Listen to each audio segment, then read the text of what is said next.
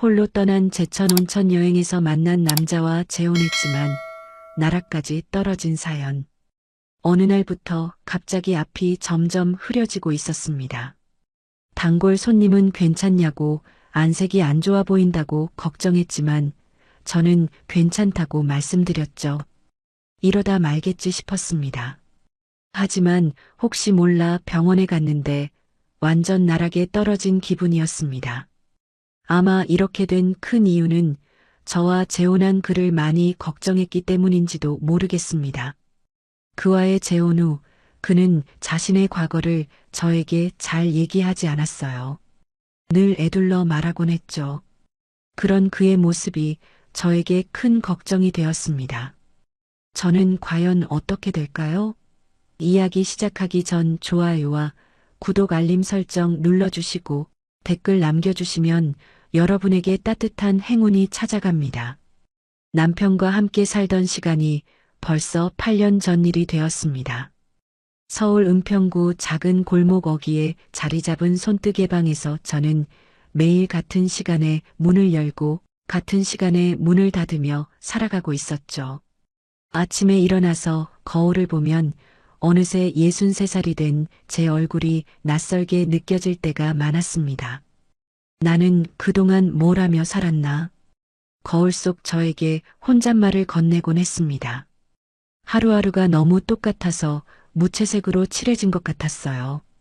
손님들과 나누는 대화도 뜨개 기법에 대한 것들 뿐이었고 집에 돌아가면 텔레비전 소리만이 정막을 달래주는 유일한 친구였죠. 어느 날 아침 가게 문을 열면서 문득 이런 생각이 들었습니다. 나는 감고만 있었구나. 누구와도 제대로 엮이지 않았네.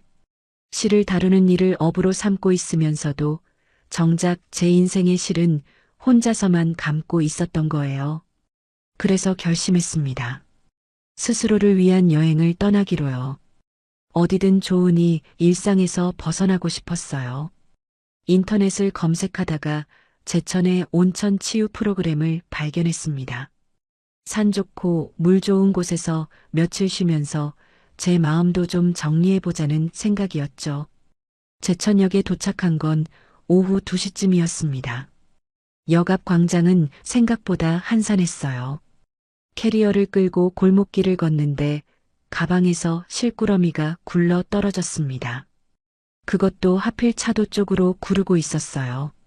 저는 황급히 뒤쫓아가려 했는데 어느새 누군가가 조용히 그 실을 주워서 건네주고 있었습니다. 실이 도망가네요. 그분이 살짝 웃으며 말했어요. 목소리가 참 따뜻했습니다. 고개를 들어보니 60대 중반쯤 되어 보이는 남자분이었어요. 회색 재킷을 입고 있었는데 손이 미세하게 떨리고 있는 게 눈에 띄었습니다. 감사합니다. 조심해야 하는데 실수했네요.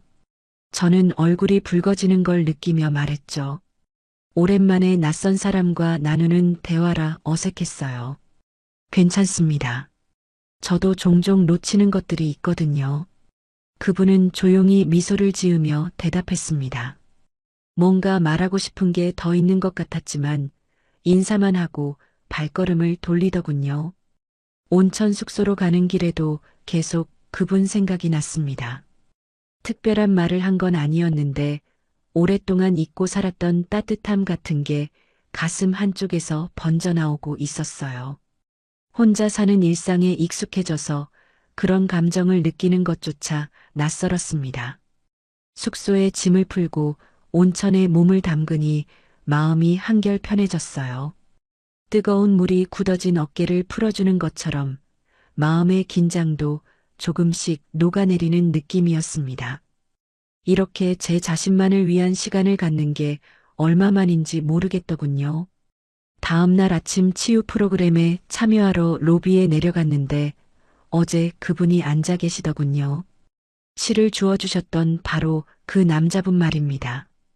저도 모르게 가슴이 두근거렸어요. 우연의 일치라고 하기엔 너무 신기했죠. 어제 실 주워주신 분이시죠. 제가 먼저 말을 걸었습니다. 그분은 고개를 들어 저를 보더니 환한 미소를 지었어요. 맞습니다. 인연이 있나 봅니다. 목소리에 따뜻함이 묻어 있었습니다. 프로그램 진행자가 소개해달라고 해서 알게 된 건데 그분 성함은 남궁현이었습니다. 의사로 일하다가 은퇴하셨다고 하더군요.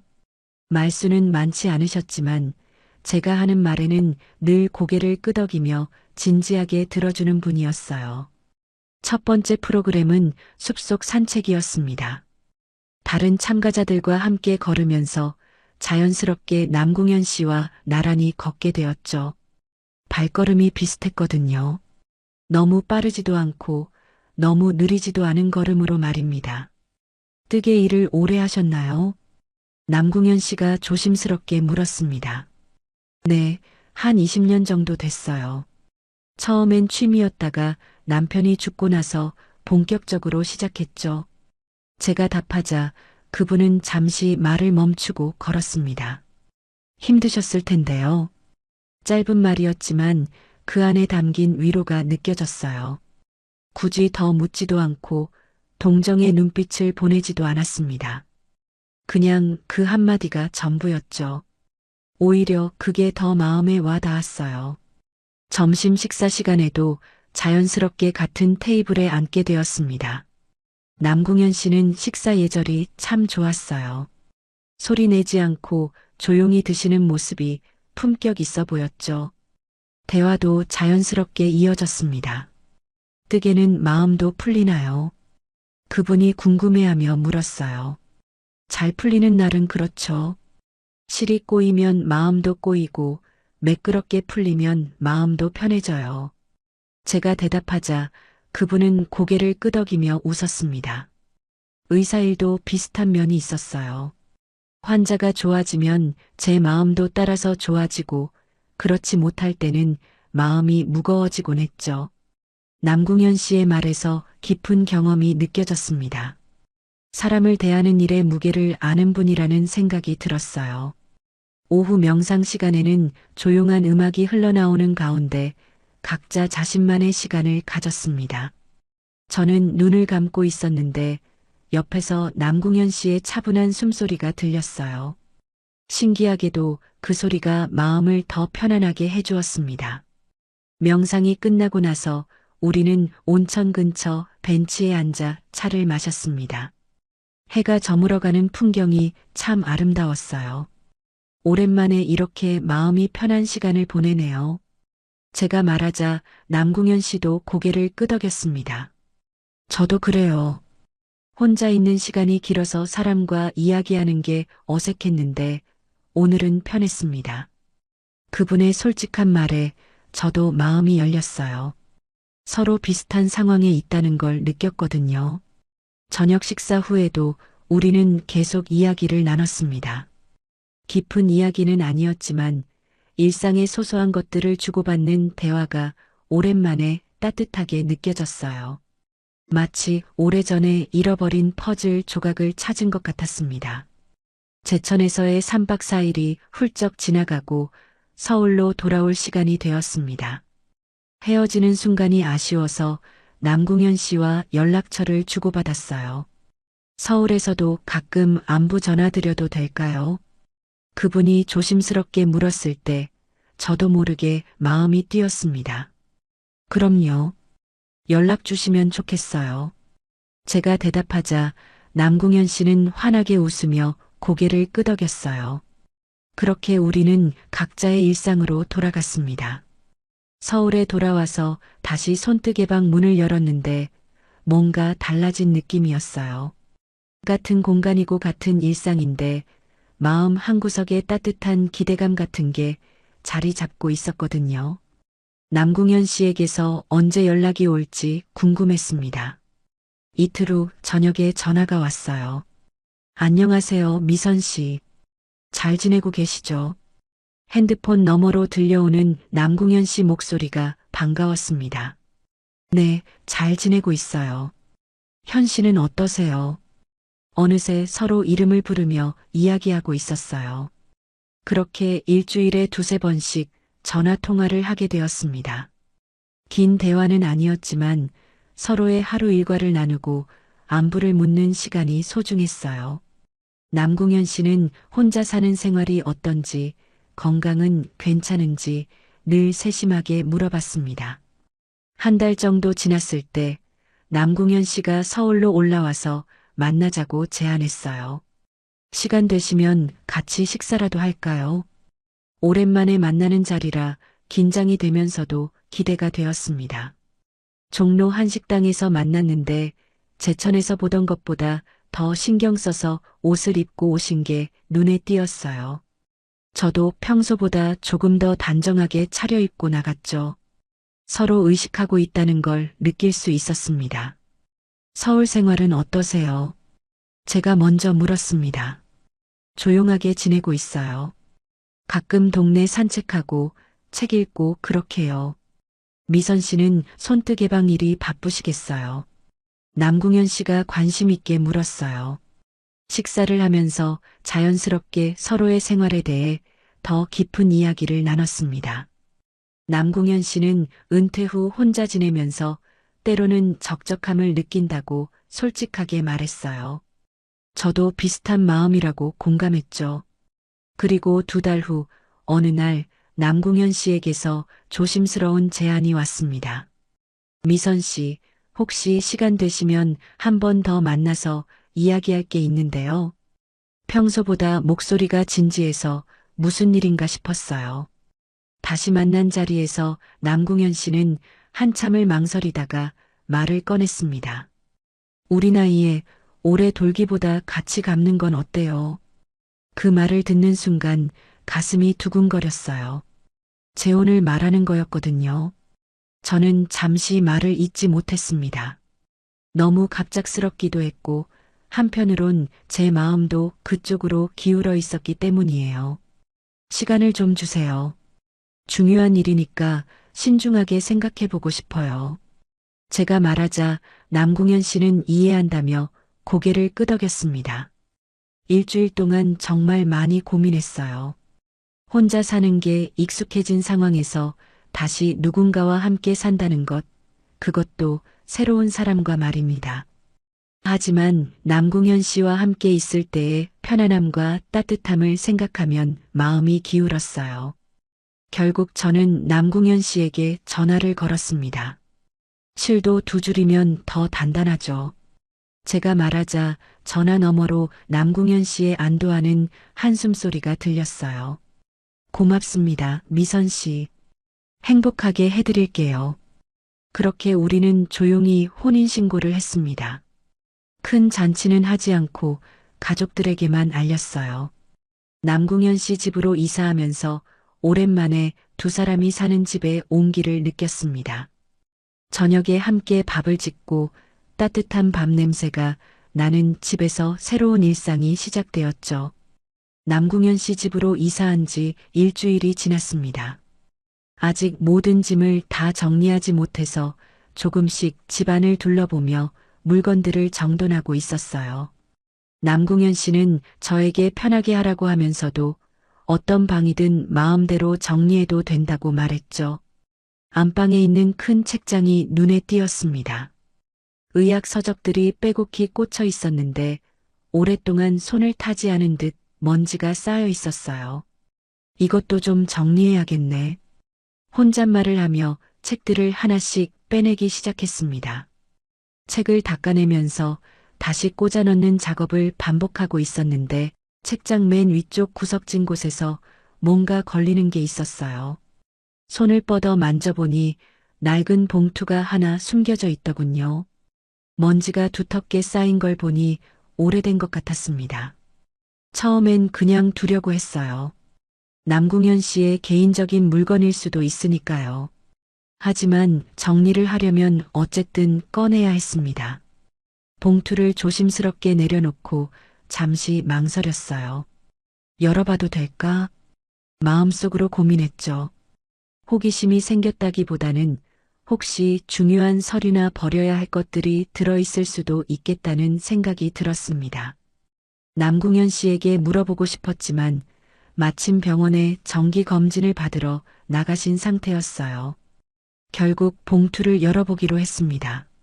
안에서 나온 건 젊은 여성의 사진 한 장과 누렇게 바랜 신문 기사였어요. 사진 속 여성은 20대 후반쯤 되어 보였는데 맑고 예쁜 얼굴이었습니다. 뒤에 연필로 작은 글씨가 적혀 있었어요. 영희야, 미안해. 그런데 신문 기사를 보는 순간 온몸이 얼어붙는 느낌이었습니다. 사설 요양원 화재 사고로 3명 사망. 운영자 남궁현 업무상 과실치사 혐의로 기소되었으나 무혐의 처분. 기사 날짜를 보니 15년 전 일이었어요. 손이 떨렸습니다. 남궁현 씨가 요양원을 운영했었다는 것도 처음 알았고 그곳에서 화재가 났다는 것도 충격이었어요. 무혐의 처분을 받았다고는 하지만 사람들이 죽었다는 사실은 변하지 않았거든요. 기사를 다시 읽어보니 더 자세한 내용이 나와 있었습니다. 야간에 전기 합선으로 인한 화재였고 거동이 불편한 환자들이 미처 대피하지 못해 변을 당했다고 했어요. 검찰은 안전관리 소홀 책임을 물었지만 법원에서는 예측하기 어려운 사고였다고 판단했다는 내용이었죠. 그런데 그 순간 뒤에서 누군가의 시선이 느껴졌습니다. 돌아보니 남궁현 씨가 문틈에서 저를 바라보고 있었어요. 언제 돌아오셨는지 모르겠는데 제가 봉투를 들고 있는 모습을 보고 계셨던 거예요. 아, 현 씨. 언제 오셨어요? 저는 당황해서 봉투를 책상 위에 내려놓았습니다. 남궁현 씨는 천천히 방으로 들어오더니 봉투를 바라봤어요. 표정이 순간 어두워졌습니다. 그건 버리지 못한 과거입니다. 남궁현 씨가 조용히 말했어요. 목소리에 깊은 슬픔이 묻어 있었습니다. 더 이상 말하지 않으셨고 저도 뭐라고 말해야 할지 몰랐어요. 죄송해요. 정리하다가 우연히. 제가 말하려는데 남궁현 씨가 손을 들어 말을 막았습니다. 괜찮습니다. 언젠가는 말씀드려야 할 일이었어요. 그러곤 봉투를 다시 가져가 서재로 사라졌어요. 그날 저녁 식사 시간은 유난히 조용했습니다. 평소처럼 자연스러운 대화가 오가지 않았어요. 남궁현 씨도 저도 각자 생각에 잠겨 있었죠.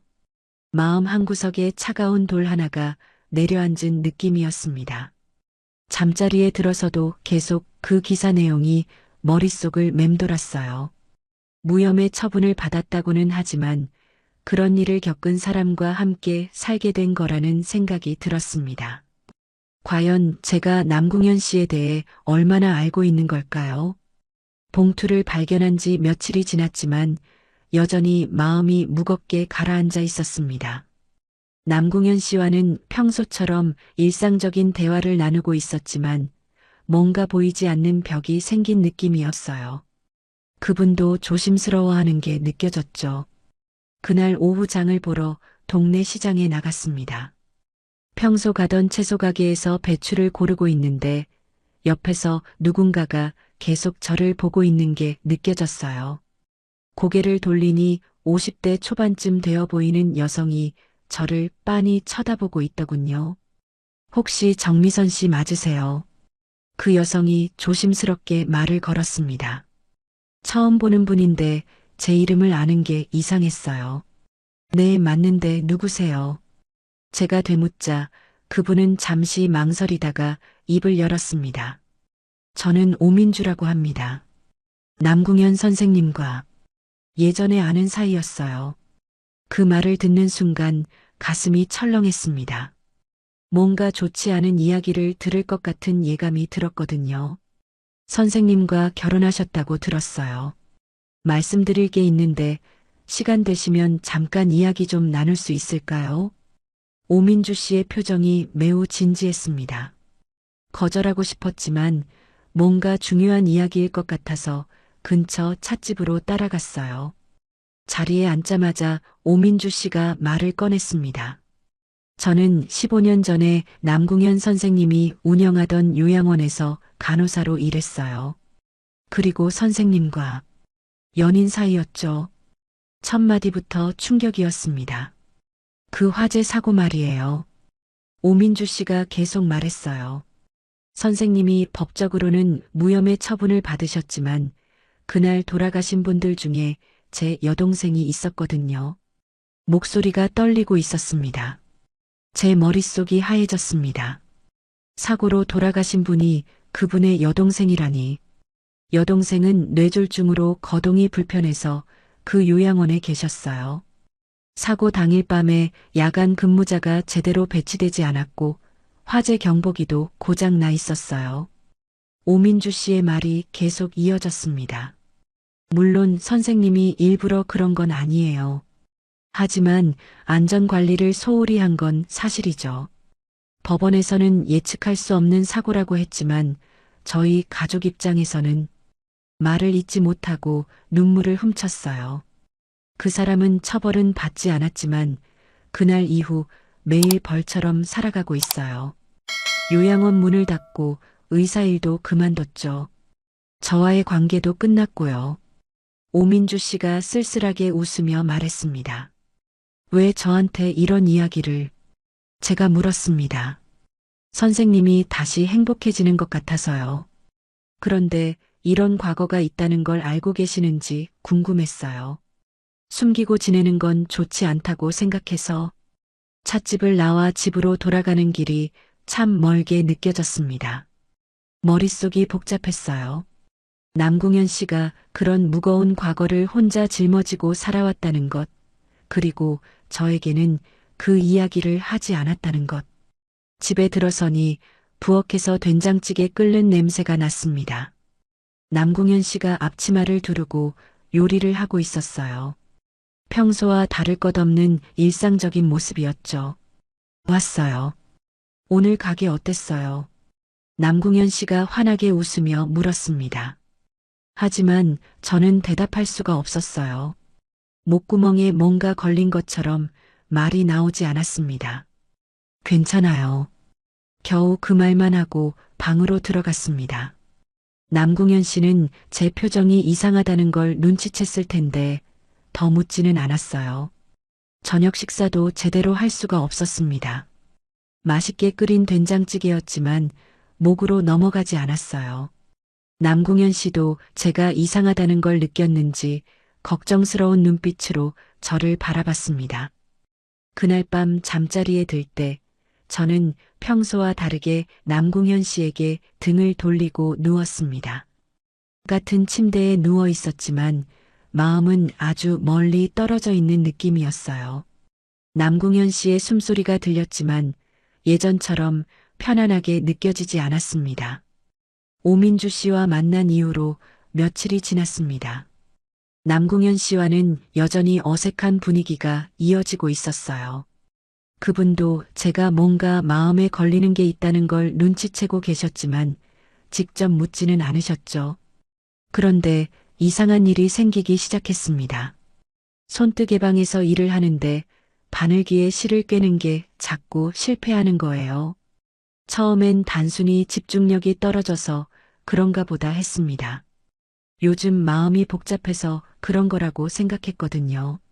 하지만 며칠이 지나도 계속 같은 일이 반복되었어요. 평소라면 한 번에 쉽게 꿰 수 있는 바늘기가 흐릿하게 보이는 거였습니다. 이상하네. 왜 이렇게 안 보이지? 혼잣말을 하며 눈을 비비고 다시 시도해봤지만 마찬가지였어요. 더 심각한 건 실의 색깔 구분이 어려워진다는 거였습니다. 빨간색과 분홍색, 파란색과 남색같이 비슷한 색상들이 구별이 안 되기 시작했어요. 손님이 원하는 색깔을 찾아드리는데도 시간이 오래 걸렸죠. 사장님 괜찮으세요? 얼굴이 안 좋아 보이는데요. 단골 손님 중 한 분이 걱정스럽게 물었습니다. 아, 네. 그냥 좀 피곤해서 그래요. 대충 둘러댔지만 사실 저도 걱정이 되기 시작했어요. 일주일이 더 지나자 상황이 더 심각해졌습니다. 오른쪽 눈의 시야 한쪽이 마치 커튼이 쳐진 것처럼 어둡게 보이기 시작했어요. 처음엔 노안이 심해진 건가 싶었는데 이건 단순한 노안이 아닌 것 같았습니다. 가게 문을 일찍 닫고 근처 안과에 갔습니다. 의사 선생님이 여러 가지 검사를 해보더니 표정이 심각해졌어요. 좀 더 정밀한 검사가 필요할 것 같습니다. 큰 병원으로 가보시는 게 좋겠어요. 대학병원 안과에서 받은 진단 결과는 충격적이었습니다. 망막박리 초기 단계입니다. 당장 수술하지 않으면 시력을 완전히 잃을 수 있어요. 의사 선생님의 말이 귀에 들어오지 않았습니다. 시를 못 보면 나는 아무것도 못하잖아요. 진료실에서 나와서 복도 벤치에 앉아 있는데 눈물이 났습니다. 손뜨개가 제 인생의 전부였거든요. 그걸 못하게 되면 저는 정말 아무것도 아닌 사람이 되는 거였어요. 의사 선생님은 일주일 안에 수술을 받아야 한다고 했습니다. 늦어지면 늦어질수록 시력 회복 가능성이 떨어진다고요. 수술비도 만만치 않았지만 그것보다 더 큰 문제는 남궁현 씨에게 이 사실을 어떻게 말해야 하느냐는 거였어요. 집으로 돌아가는 지하철 안에서 계속 고민했습니다. 말해야 할까 말지 말까? 오민주 씨 이야기 때문에 사이가 어색해진 상황에서 이런 일까지 생기면 남궁현 씨가 얼마나 부담스러워 할까요? 이 사람한테 또 짐이 되긴 싫어. 마음속으로 중얼거렸습니다. 이제야 겨우 따뜻한 관계를 만들어가고 있는데 또 이런 일로 차가워질까봐 무서웠어요. 혼자 해결할 수 있다면 혼자 하고 싶었습니다. 집에 들어서니 남궁현 씨가 거실에서 신문을 보고 있었어요. 일찍 왔네요. 어디 다녀왔어요? 평소처럼 자연스럽게 물었습니다. 그냥 잠깐 볼 일이 있어서요. 거짓말을 할 수밖에 없었어요. 저녁 준비를 하면서도 계속 고민이었습니다. 칼질을 하는데 손이 떨려서 제대로 안 되더군요. 남궁현 씨가 뒤에서 도와드릴까요라고 물었지만 괜찮아요라고 대답했어요. 그날 밤에도 잠이 오지 않았습니다. 수술에 대한 두려움도 있었지만 남궁현 씨에게 이 사실을 숨기고 있다는 죄책감이 더 컸어요. 옆에서 잠든 남궁현 씨의 숨소리를 들으며 어떻게 해야 하지라는 생각만 계속 맴돌았습니다. 다음 날 아침 거울을 보니 눈이 많이 부어 있었어요. 남궁현 씨가 눈치채지 못하게 화장으로 가리고 평소처럼 가게로 나갔습니다. 하지만 일을 제대로 할 수가 없었어요. 바늘기가 점점 더 흐릿해지고 있었거든요. 병원에서 받은 진단서와 수술 동의서를 어디에 숨겨둘지 고민했습니다. 남궁현 씨 눈에 띄지 않는 곳에 보관해야 했거든요. 결국 제 옷장 서랍 깊숙한 곳에 넣어두기로 했어요. 며칠 동안 혼자서 수술 준비를 했습니다. 병원에 입원 날짜도 잡고 수술 후 회복 기간에 대한 설명도 들었죠. 의사 선생님은 최소 일주일은 입원해야 한다고 했습니다. 남궁현 씨에게는 친구 집에 다녀온다고 거짓말을 하려고 계획을 세웠어요. 하지만 그런 계획들이 모두 무너져버린 날이 왔습니다. 제가 가게에 나간 사이에 남궁현 씨가 집 정리를 하고 계셨던 거예요. 옷장이 좀 어수선하다며 정돈을 해주겠다고 하셨었는데 그때 제가 숨겨둔 서류들을 발견하신 거죠. 집에 돌아오니 남궁현 씨가 거실 소파에 앉아서 병원 서류들을 들고 있었습니다. 진단서, 수술 동의서, 입원 안내문까지 모든 게 테이블 위에 놓여 있더군요. 그 순간 다리에 힘이 빠졌어요. 미선 씨, 이게 뭐예요? 남궁현 씨의 목소리가 떨리고 있었습니다. 평소의 차분한 모습과는 달리 당황하고 걱정하는 표정이었어요. 제가 아무 말도 못하고 서 있으니 다시 물었습니다. 망막박리라고 나와 있는데 언제부터 아셨어요? 왜 말씀 안 하셨어요? 남궁현 씨가 일어나서 제게 다가왔습니다. 저는 그제야 참고 있던 감정이 터져나왔어요. 처음으로 남궁현 씨 앞에서 울음을 터뜨렸습니다. 죄송해요. 말씀드리려고 했는데 말이 제대로 나오지 않았어요. 눈물이 계속 흘러서 시야가 더 흐려졌습니다. 남궁현 씨는 말없이 제 옆에 앉아서 등을 토닥여 주었어요. 눈이 안 보이면 나는 이제 아무것도 아니에요. 제가 울면서 말했습니다. 손뜨개밖에 할 줄 모르는데 그것도 못하게 되면 정말 쓸모없는 사람이 되는 거예요. 현 씨한테 짐만 되고. 그 말을 듣고 남궁현 씨는 잠시 아무 말도 하지 않았습니다. 그러더니 갑자기 일어나서 부엌으로 가더군요. 뭘 하시나 싶어서 따라가 봤는데 미역을 꺼내서 국을 끓이기 시작하시는 거예요. 지금 이 상황에 왜 갑자기 국을 끓이세요? 제가 물었습니다. 남궁현 씨는 미역을 씻으면서 조용히 대답했어요. 수술 전에는 든든하게 먹어야죠. 몸에 힘이 있어야 회복도 빨라요. 현 씨, 제가 말하려는데 남궁현 씨가 먼저 말을 이었습니다. 미선 씨가 저한테 짐이 된다고 생각하세요. 저도 그런 생각 해봤어요. 제 과거 때문에 미선 씨한테 상처를 주는 게 아닌가 싶어서요. 미역국이 끓기 시작하자 구수한 냄새가 부엌에 퍼졌습니다. 하지만 그게 아니더라고요. 서로 기대고 사는 게 부부 아닌가요? 혼자 견디려고 하지 마세요. 남궁현 씨의 말에 또 눈물이 났습니다. 그날 밤 남궁현 씨는 수술에 대한 모든 것을 알아보셨어요. 병원에 전화해서 담당 의사와 통화도 하시고 수술 후 주의사항들도 꼼꼼히 메모해 두셨죠. 저보다 더 신경 쓰시는 모습이었어요. 내일 함께 병원에 가요. 수술 전 검사도 같이 받고요. 남궁현 씨가 말했습니다. 혼자 하려고 하지 말고 이제는 저랑 함께 해요. 그 말이 얼마나 고마웠는지 몰라요. 수술 당일 아침 병원 로비에서 입원 수속을 밟을 때까지 남궁현 씨가 옆에 있어 주었습니다. 수술 전 금식 때문에 아무것도 먹을 수 없었지만 남궁현 씨는 제가 수술 후에 먹을 수 있도록 죽을 끓여서 보온병에 담아오셨어요. 수술실로 들어가기 전 복도에서 남궁현 씨를 봤습니다. 도시락 가방을 들고 의자에 앉아 계셨어요. 수술 끝날 때까지 여기서 기다릴게요. 그 말을 듣고 수술실로 들어갈 수 있었습니다. 수술이 끝나고 회복실에서 깨어났을 때 제일 먼저 들린 건 남궁현 씨 목소리였어요. 실이 끊길까봐 무서웠다면 이젠 나랑 같이 감아요. 그 실 내가 대신 잡아줄게요. 눈에 붕대가 감겨 있어서 보이지는 않았지만 그 따뜻한 목소리가 마음을 편안하게 해주었습니다. 수술 후 2달이 지났습니다. 의사 선생님은 회복이 예상보다 빠르다며 만족해했어요. 처음 며칠은 눈에 붕대를 감고 있어야 해서 답답했지만 남궁현 씨가 하루 종일 곁에서 돌봐주셨죠.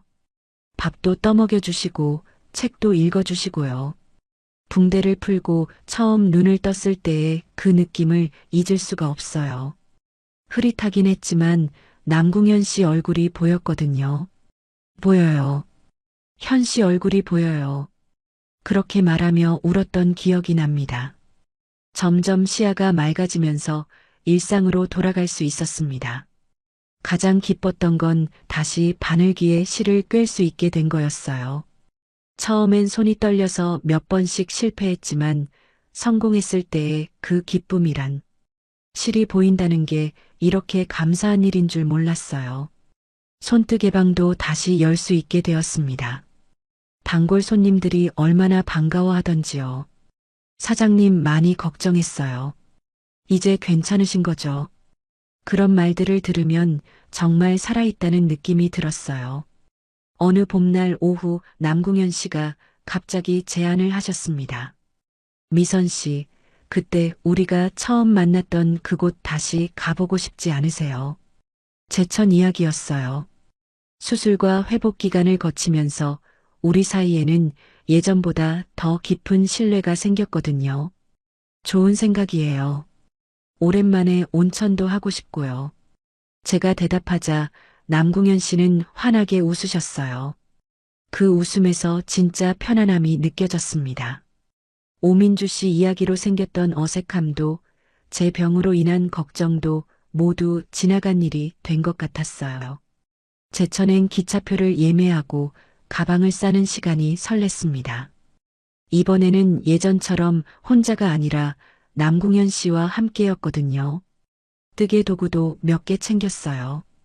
여행지에서 뜨개질을 하는 것도 오랜 꿈이었거든요. 제천역에 도착했을 때의 그 기분이란 1년 전에 혼자 와서 실꾸러미를 떨어뜨렸던 바로 그 장소였어요. 여기에서 실이 굴러갔었죠. 제가 말하자 남궁현 씨도 그때를 기억하며 웃으셨어요. 그때는 정말 우연이었는데 지금 생각해보니 운명이었나 봐요. 남궁현 씨가 말했습니다. 같은 숙소, 같은 방에서 지내게 되니 감회가 새로웠어요. 예전에는 각자 다른 방에서 지냈었는데 말이죠. 다음 날 아침 온천에 몸을 담그니 마음이 완전히 평온해졌습니다. 남궁현 씨도 오랜만에 편안한 표정이었어요. 이번엔 혼자가 아니라서 더 좋네요. 제가 말하자 그분도 고개를 끄덕였어요. 산책을 하다가 예전에 앉았던 벤치를 발견했습니다. 여기서 차 마시면서 이야기했었죠. 남궁현 씨가 기억하며 말했어요. 벤치에 나란히 앉으니 1년 전 그때와는 완전히 다른 기분이었습니다. 가방에서 뜨개 도구를 꺼내 간단한 목도리를 뜨기 시작했어요. 예전에는 혼자 하던 일이었는데 이제는 남궁현 씨가 옆에서 지켜보며 실을 정리해 주시더군요. 이렇게 하는 거 맞나요? 서툴지만 도와주려고 하시는 모습이 고마웠어요. 현 씨도 한번 해보세요. 제가 바늘을 건네자 남궁현 씨는 조심스럽게 받았어요. 의사였던 분이라 손재주가 있으실 줄 알았는데 뜨개질은 또 다른 영역이더군요. 실이 자꾸 엉키고 바늘에서 빠지고 했어요. 어려워요. 미선 씨가 대단한 거였네요. 남궁현 씨가 웃으며 말했습니다. 그 모습이 너무 귀여워서 저도 웃음이 났어요.